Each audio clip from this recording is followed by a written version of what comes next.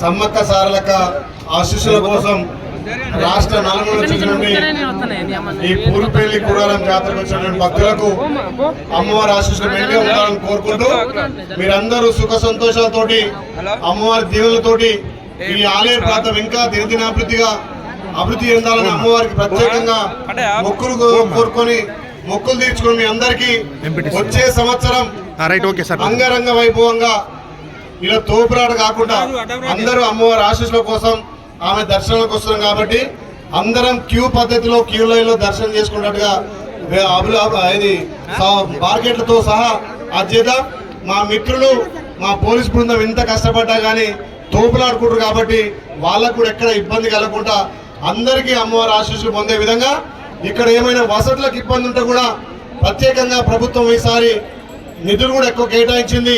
ఇక్కడ ఏమైనా ఇబ్బంది ఉంటే కూడా మా దృష్టికి తీసుకొచ్చి ఆ అమ్మవారిని మంచిగా దర్శనం చేసుకున్నట్టుగా అందరం అవకాశం కలగాలి.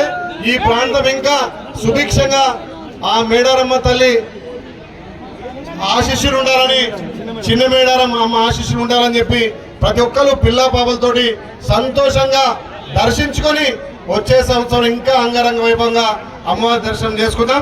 ఎవరు కూడా ఇబ్బంది పడద్దు. దయచేసి అందరూ సుఖ సంతోషంతో ఉండాలని, ముఖ్యంగా ఆ అమ్మవారి ఆశీస్సులు అందరి మీద ఉంటాయని మరొక్కసారి వచ్చిన భక్తులకు ప్రత్యేకంగా ధన్యవాదాలు. Thank you.